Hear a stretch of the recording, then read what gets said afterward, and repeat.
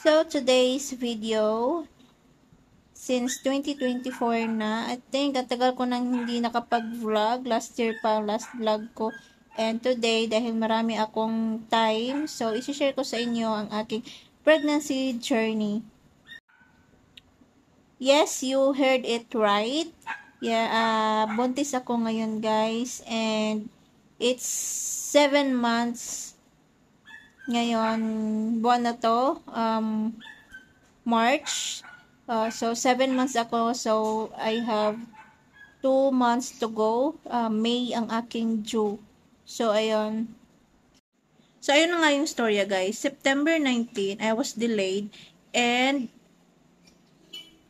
5 days delayed na ako sa aking menstruation. So, nagtaka na ako kung bakit hindi pa ako nadatnan. And, so, I decided to take a pregnancy test. So, yun na nga, nag-take na ako ng pregnancy test and yeah, the result is positive. So, ayun na nga guys, di ba nag-positive na siya. So, ang reaction ko noon is hindi ko maintindihan kung ano yung nararamdaman ko that time. Kasi nga, nag-pregnancy test ako. Hindi kami okay ng aking partner kasi medyo may konting tampuhan lang naman kami nung pagkagabi noon. Pagkagabi noon, di ba, nagkatampuhan kami. Tapos, kinabukasan is nag-take ako ng pregnancy test. So, hindi ko agad hindi ko agad ma-catch kung ano yung nararamdaman ko nung time na yun. Tapos, ayun na nga, 'di ba, nag-positive na siya. So, ang reaction ko like, positive na ako, pero paano ko sabihin sa kanya kasi nga 'di ba, hindi kami okay that time. So, may tampuhan lang kami. Ano lang naman, konting tampuhan lang naman. Hindi naman as in big deal talaga. Parang away bata lang, parang ganon. So, ayun na nga. Sabi ko, puntis ako. Tapos, ayun. Pero nasabi ko naman sa kanya, yun nga lang, kasi madaling araw kasi yon. Kasi maliligo na kasi sana ako noon. Tapos, papasok na sa work. So, ayun na nga. Tapos, nung sinabi ko sa kanya, parang hindi din siya makapaniwala kasi nga we are both trying to conceive kasi nga ilang years na rin kaming nagtatry na magka-conceive pero mahirap talaga kami makabuo. So ayun na nga, dahil nag-positive. Well, it's a blessing guys, you know.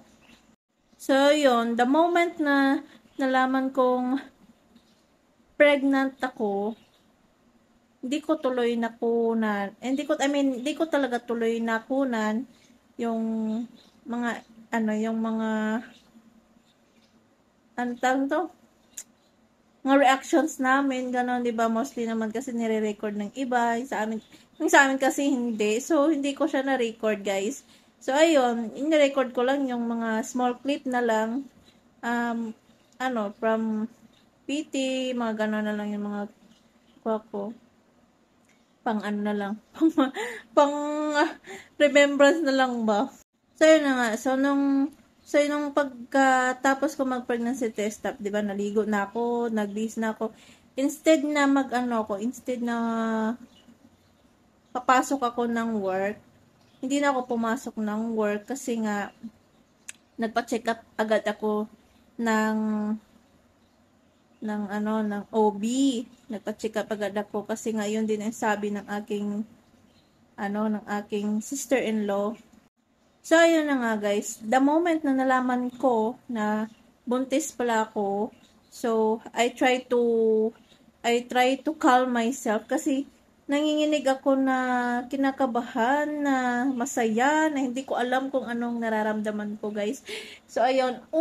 Instead na parents ko, ang una kong tawagin is yung sister-in-law ko yung tinawag ko. So, chinat ko. Sabi ko, ate, gising ka na ba? Kasi, may sasabihin ako sa iyo, ganyan.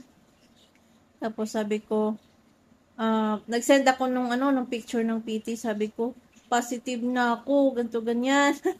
Siya talagang pinakaunang sinabihan ko. Tapos, the moment na nalaman din niya, agad niya sinabi kay kuya. Tapos, yun, silang dalawa ang pumunta dito sa bahay. Tapos, yun, kinongratulate kami. Tapos, yun. Tapos, siguro, nagtaka din yung parents ko bakit si kuya at yung asawa niya, si ate, pumunta dito sa bahay.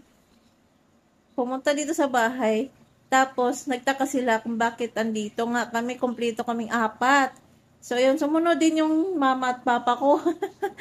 Tapos, ayun, the moment na pumunta din sila dito, apat, so yun, nasabi ko na sa kanila na gano'n na nga, buntis na nga ako, na magkakaroon na sila ng apo, so ayun, tuwang-tuwa naman sila, tuwang-tuwa yung kuya ko, lahat sila, kuya ko, mama ko, papa ko, yun, kasi magkaroon na sila ng first apo. Oh my God, ganun pala yung feelings, guys, no? Tapos, ayun, tuwang-tuwa naman sila. Tapos yun, nagsabi sila na huwag na daw ako pumasok. Tapos magpa-check up na raw ako sa OB. So, ayun, instead na pumasok ako, hindi na ako pumasok that day. Kasi, nagpa-check up na ako agad. So, eto nga pala guys, eto yung moment na nag-take ako ng pregnancy test na ang result is positive. So, hindi ako nagsalita dyan kasi nga nasa CR ako and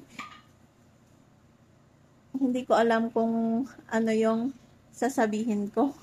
So, ito yung first check-up ko sa OB ko guys sa hospital and medyo hindi ko nagustuhan kasi medyo matagal tsaka naabutan kami ng alas 9 ng gabi bago nakauwi kasi ang tagal dumating ng OB at saka yung assistant ng OB. So, matagal siya nag-start guys.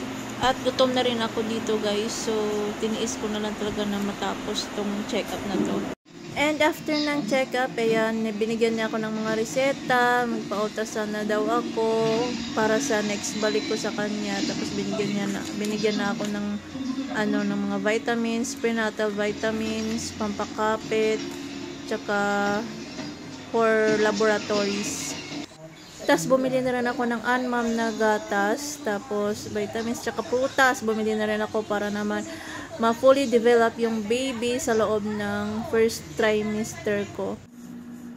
So, ito din yung moment na minamassage ako ng partner ko kasi para iwas lamig-lamig. Tapos, pulikat, ganun. Tsaka, may kasamang lambing na rin yan guys kasi nga, dahil sa mga days na magkaroon kami ng tampuhan, tsaka malapit na rin siya mag-work. So, matagal na naman kaming hindi magkasama. So, moment na rin yan guys para may time kami sa isa't isa. So, second check-up ko ngayon guys. At dito na ako sa High Precision Diagnostics nagpa-check-up kasi nga, 'di ba, sa first check-up ko is hindi ko masyadong nagustuhan yung servicing nila, masyadong mabagal. So, dito na ako nagpa-check-up. Medyo madami-daming tao dito guys, pero okay lang. And yan yung mga recommendation, referral. So, yun guys, dito na ako sa subdivision namin. Pauwi na ako and kakatapos ko lang magpa-laboratory. And yeah, grabe guys, ang daming kinuha sa akin ng dugo. As you can see. Tapos, ito naman yung sample. Kasi hindi nila ako mahanapan ng ugat. So, sa kaliwa nila ako kinuhaan. Kasi sa kanan, wala. So, yun guys, malapit na ako sa bahay. And, sobrang init. Naglakad lang kasi ako guys. So, balikan ko na kayo later.